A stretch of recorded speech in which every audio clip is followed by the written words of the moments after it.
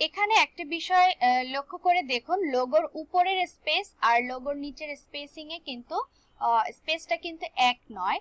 So এখানে দেখুন already একটা উপরে একটা ডিভাইডার অলরেডি আছে। সো আমি এটা ডুপ্লিকেট করি, ডুপ্লিকেট করার পরে দেন আমি এখানে ছেড়ে দিলাম, দেওয়ার পরে দেখি কি হয়। হ্যাঁ, এখন দেখুন আমার স্পেসটা কিন্তু এখন ঠিক আছে।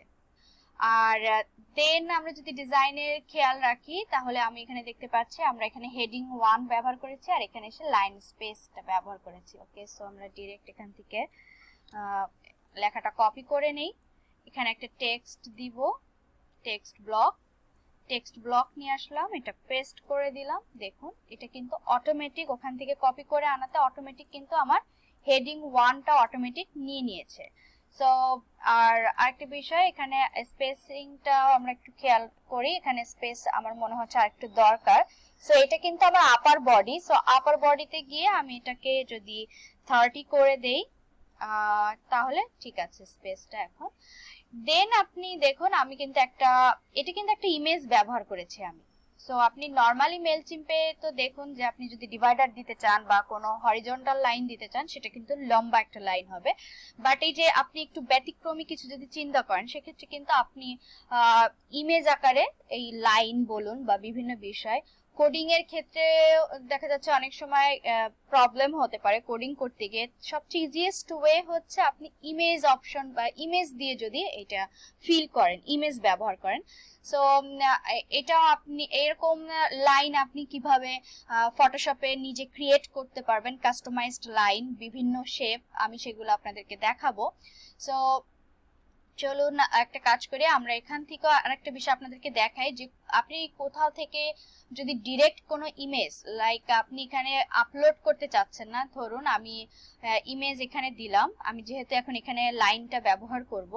সো এটা আমি আপনাদেরকে দেখিয়ে দিই। দেখুন আপলোড অ্যান্ড ইমেজ, যখন আমি ক্লিক করব, যদি ক্লিক করার পরে দেখুন এখানে কিন্তু আপলোড অপশন, এটা আপনার পিসি থেকে আপনি আপলোড করতে পারবেন। বাট আপনি যদি ওয়েবসাইট থেকে কিছু আপলোড করতে চান সেটাও আমি আজকে আপনাদের দেখাবো। দেখুন রাইট সাইডে একটা অ্যারো আইকন আছে, অ্যারোতে ক্লিক করলে দেখুন এখানে একটা অপশন আসছে ইম্পোর্ট ফ্রম ইউআরএল।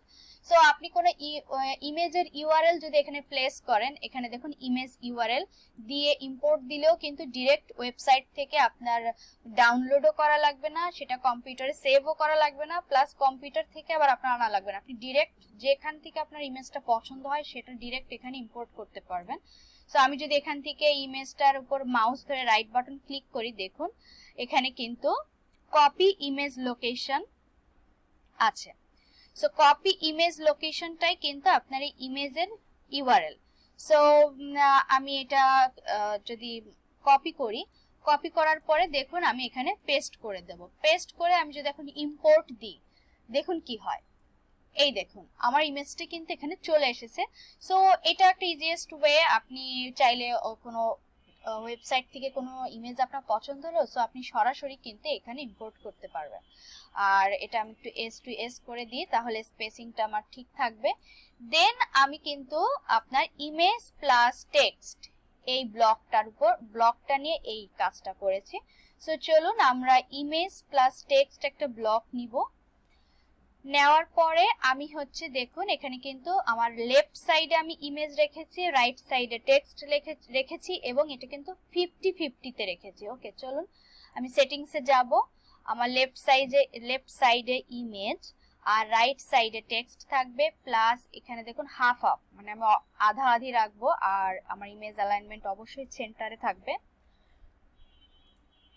সো চলুন এখান থেকে আমি যদি এটা কপি করে নিয়ে আসি লেখাটা, ওকে, আর এখান থেকে আমি এটা রোবটও করে দিব। সাইজ দেখুন এখান থেকে যদি আমি এই লেখাটা সাইজটা একটু দেখে আসি, প্লাস কালারটা কি ইউজ করেছি, কোন কালার, ইন্সপেক্ট এলিমেন্টে গেলে এখানে 14 পিক্সেল আমি ব্যবহার করেছি, আর হচ্ছে আমার 4646 কালার কোড। ওকে, 464646 কালার কোড, আর সাইজটা 14, লাইন হাইট। ওকে, এখন আমি এই ইমেজটা আপলোড করব কম্পিউটার থেকে। আমার এখানে দেখুন সেই ইমেজটা আছে। আর আরেকটা বিষয় আপনাদেরকে বলতে চাই, সেটা হচ্ছে যখন আপনি এরকম ধরনের কোনো সেম ব্লক ব্যবহার করবেন তখন কিন্তু আপনার ইমেজের সাইজটাও মেইলচিম্পে সেম রাখতে হবে, কারণ মেইলচিম্পের এখানে ইমেজের যে ব্লক এটা ফ্লেক্সিবল। আপনি যদি এখানে অন্য সাইজের একটা ইমেজ দেন তখন কিন্তু আপনার ডিজাইনটা একটু চেঞ্জ হয়ে যাবে। সো ডিজাইনের প্যাটার্ন একই রকম রাখতে হলে আপনার ইমেজের সাইজও কিন্তু একই রকম রাখতে হবে। সো আপনি একাধিক ইমেজকেও কিন্তু একই রকম ভাবে কিভাবে রিসাইজ করবেন সহজেই ফটোশপে, সেটাও আমরা শিখবো আমাদের ফটোশপের লেসন থেকে। সো আমি অ্যাকচুয়ালি আমার একটা ক্লায়েন্টের ডিজাইনটা এই জন্য আপনাকে করে দেখাচ্ছি, কারণ এই ক্লায়েন্টের ডিজাইনেই কিন্তু আমি বিভিন্ন ফিচার্স গুলো আপনাদেরকে দেখাতে পারছি। যদিও বা আমি এগুলো আপনাকে করে দেখাচ্ছি না, বাট আমি আপনাদেরকে বলতে পারছি যে নেক্সট আপনি কিন্তু এই বিষয়গুলো জানতে পারবেন। ওকে, আর এখানে দেখুন একটা বাটন আমি ব্যবহার করেছি। সো নর্মালি দেখুন মেইলচিম্পে আপনি এই বাটনটা যদি আপনি চান যে এর ভিতরে আপনি দিতে চান তাহলে কিন্তু আপনি পারবেন না। দেখুন বাটনটা কিন্তু কোন একটা ব্লকের আন্ডারে আপনি নরমালি দেখুন দিতে পারছেন না, চাইলেও আমি এখানে দিতে পারছি না। কিন্তু এখানে আমি তাহলে কিভাবে দিলাম? অবশ্যই আমাকে এখানে তাহলে কোডিং করতে হয়েছে। এখন এই কোডিংটা আমি কিভাবে করেছি? কোডিংকে আমি মুখস্থ করে করেছি, নাকি এই কোডিংটা আমাকে সূত্র জেনে জেনে একদম শুরু থেকে শেষ পর্যন্ত HTML সূত্র ধরে করা লেগেছে? না, আমার এখানে HTML কোড জানাও লাগেনি, কোনো সূত্র এখানে লাগেনি।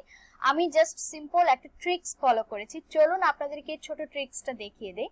সেটা হচ্ছে আমি এখানে লিখেছি ডিসকভার মোর। সো আমি টেক্সটটা এখান থেকে কপি করে নেই, এখানে আমি দিয়ে দিই টাইম সেভের ক্ষেত্রে। আর আমি লিংক দিলাম না, আপনি এখানে চাইলে লিংক দিয়ে দিতে পারেন। আর এখান থেকে আমি বাটনের ব্যাকগ্রাউন্ড কালারটা কপি করে নিলাম পিক্সি দ্বারা। এখানে ব্যাকগ্রাউন্ড কালারটা আমি পেস্ট করে দিব।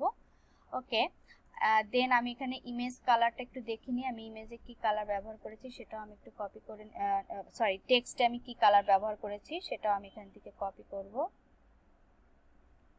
3030। সো এটা কালার কোডটা আমি কপি করে নিলাম।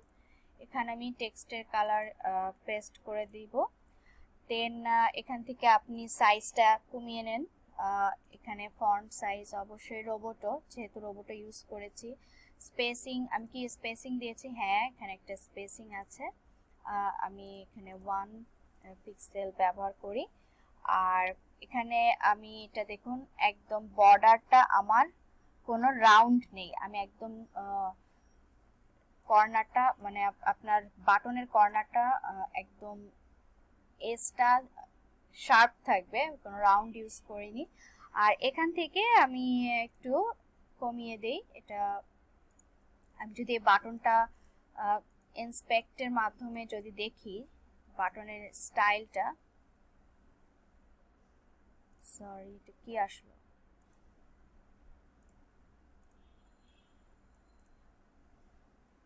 টেক এ স্ক্রিনশটে ক্লিক করে গেছে। ওকে, সো এখানে বাটনের প্যাডিংটা যদি আমি এখান থেকে দেখতে চাই, এখান থেকে দেখা যাচ্ছে না, আমি একটু উপরে উঠবো। এখানে প্যাডিংটা আমি কত ইউজ করেছি একটু দেখার চেষ্টা করে। আর আমি এই কোডিং এর বিষয়টা আপনাদেরকে স্পষ্টভাবে বোঝাবো।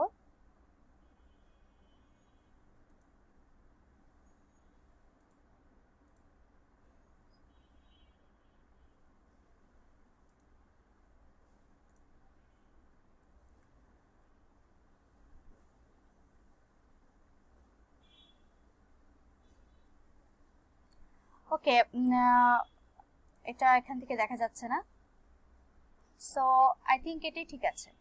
এখন দেখুন আপনি এই বাটনটাকে কিভাবে এখানে দিবেন। সো এটা একটা ম্যাজিক ট্রিক্স, আপনি জাস্ট প্রিভিউতে যাবেন, enter preview mode. Enter preview মোডে যাওয়ার পরে দেখুন এই হচ্ছে আপনার সে বাটনটা। আপনি এটার টেক্সটটা সিলেক্ট করে রাইট বাটন ক্লিক করে দেখুন ইন্সপেক্ট এলিমেন্ট একটা অপশন আসবে। এটা আসার পরে দেন আপনি কিন্তু এখানে দেখুন, এখানে কিন্তু শুধু টেক্সট সিলেক্টটা আমাকে দেখাচ্ছে। সো আমি যদি বাটনটা সিলেক্ট করতে চাই, পুরো বাটন আস্তে আস্তে করে একটু উপরে উঠুন, দেখুন পুরো সেকশনটা নিয়েছে, নিচ্ছে, দেন উপরে এটা নিলাম। এইখানে গেলে দেখুন এখন উপরে সেকশনটা ধরে ফেলেছে, সো এটা আমার নেওয়া যাবে না। ঠিক তার নিচের সেকশনে দেখছি আমি পুরো বাটনের সেকশনটা ধরতে পেরেছি। এখান থেকে আমি এটা সিলেক্ট করব, সিলেক্ট করার পর রাইট বাটন ক্লিক করব মাউসের, রাইট বাটন ক্লিক করে দেখুন এডিট অ্যাজ এইচটিএমএল এ ক্লিক করব। এডিট অ্যাজ এইচটিএমএল দেওয়ার পরে দেখুন এখানে কিন্তু পুরো কোডটা চলে এসেছে। এখান থেকে আমি কন্ট্রোল এ দিয়ে পুরোটা সিলেক্ট করে কন্ট্রোল সি দিব, কপি করব। কপি করার পরে দেন আমি এখানে এসে এখানে যে সোর্স ফাইল, আপনার যে সোর্স অপশনটা আছে, সোর্স অপশনে গিয়ে এইখানটা আমি পেস্ট করে দেব। দেখুন আমার বাটনটা কিন্তু এখানে চলে এসেছে। সো কিন্তু দেখুন এটা কিন্তু সেন্টার অ্যালাইনমেন্টে আছে, তো আমি কি চাচ্ছি, আমি চাচ্ছি লেফট অ্যালাইনমেন্টে বাটনটা নিব। সো এইটা দেখুন ঠিক অ্যালাইন, প্রথম টেবিলের পরে যে টিডি দিয়ে অ্যালাইনের এখানে সেন্টার, এই অ্যালাইনে আমি সেন্টারের জায়গায় এখানে জাস্ট লেফট করে দেব। তারপরেও দেখুন আমার কিন্তু লেফট অ্যালাইনমেন্ট হলো না, কেননা এখানে কিছু প্যাডিং এর বিষয় আছে। দেখুন প্যাডিং লেফট 18 পিক্সেল দেওয়া আছে, এটাকে আপনার 0 করে দিতে হবে, 0 করে দিব। প্যাডিং রাইটটাও আমি এখান থেকে 0 করে দেই, প্যাডিং বটমটাও 0 থাকবে। ওকে, প্যাডিং গুলো আমি 0 করে দিলাম, দেখুন সব 0 হয়ে গেছে আমার। আর এখানে একটা বিষয় দেখুন, আমি কিন্তু এখানে একটা স্পেস ব্যবহার করেছি, সো এখান থেকে আমি একটা স্পেস দিয়ে দিব। ওকে, সো ডান, আমার এই সেকশনটা কিন্তু কমপ্লিট। এখন দেখুন নেক্সট পরবর্তী সেকশনে আসার আগে আমি কিন্তু একটা আন্ডারলাইন দিয়েছি। কেন? কারণ ক্লায়েন্টের ওয়েবসাইটে কিন্তু আমরা আন্ডারলাইনটা দেখছি, সো ক্লায়েন্ট কিন্তু এই আন্ডারলাইনটা পছন্দ করেছে। সো এই একটা আইডিয়া যে কিভাবে আপনি স্মার্ট ওয়েতে বা আপনি ট্রিক্স গুলো অ্যাকচুয়ালি কি ক্লায়েন্টকে খুশি করার। সো চলুন আমরাও একটা আন্ডারলাইন এখান থেকে দিব। আন্ডারলাইনের আমি এখানে মনে হচ্ছে 25 দিয়েছি, এখান থেকেও 25। স্পেসিংটা অ্যাকচুয়ালি আপনি কাজ করতে করতে এক সময় আপনার স্পেসিং এর বিষয়ে আইডিয়া চলে আসবে যে কতটুকু স্পেস আপনাকে দিতে হবে। ওকে, দেখুন আমার স্পেসিং কমপ্লিট। এখন আমি এইগুলো জাস্ট ডুপ্লিকেট করে করে বসে দেব, মজাটা এখানে। এখন আমার কিন্তু আর ডিজাইন কষ্ট করা লাগছে না। দেখুন এটাকে আবার ডুপ্লিকেট করব, ডুপ্লিকেট করে এখানে ছেড়ে দিই। দেওয়ার পরে এটার জাস্ট কাজ হচ্ছে এডিটে গিয়ে আমি জাস্ট ঘুরিয়ে দিব এন্ড এখান থেকে আমি জাস্ট ইমেজটা চেঞ্জ করে দিব। দেখুন ওকে, সো আপনার মেইন প্রথমে এই ব্লকটা করতে গেলে একটু কষ্ট লেগেছে বা এইগুলো যখন করেছেন, বাট পরবর্তীতে কিন্তু আপনার আর কষ্ট হলো না, জাস্ট কপি করে ডুপ্লিকেট করে আপনি বসিয়ে দিলে হয়ে গেছে। দেন কিন্তু আসছে আবার সেই আরেকটা বর্ডার লাইন এখানে আছে, সো এটা আমি কপি করব, কপি করে এখানে ড্র্যাগ করে ছেড়ে দিব। দেন দেখুন এখানে কিন্তু নিউ ব্ল্যাক অন বিজনেস এই হেডিংটা আমি কপি করি। কপি করার পরে আমি এখানে এটা আনি। আমার উপরের এই হেডিংটাও আমার এডিট করা হয়নি, সো আমরা ওটাও এডিট করব। এখান থেকে নিউ ব্লগ পোস্ট এটাকে এডিট করে দেই।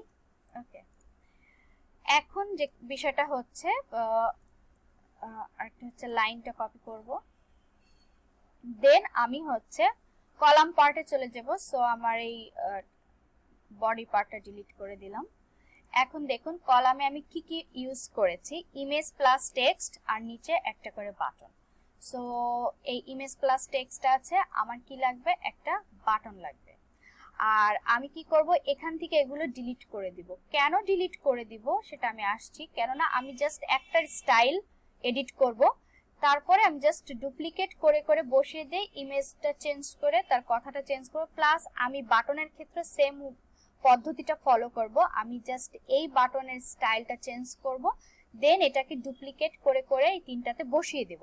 সো এটাই হচ্ছে আপনার স্মার্ট ওয়ার্ক, যে আপনি একটা কাজ করে কিভাবে শর্টকাট স্মার্টলি সেটা আপনি সেটাকে মাল্টিপল করে করে মাল্টিপ্লাই করে করে আপনি একাধিকভাবে ব্যবহার করছেন। আর হার্ড ওয়ার্কটা হলো যে আপনি যদি একটাই আলাদা আলাদা ভাবে করতে চান। সো এই হচ্ছে বিষয়। এখন চলুন এটা এডিট করি।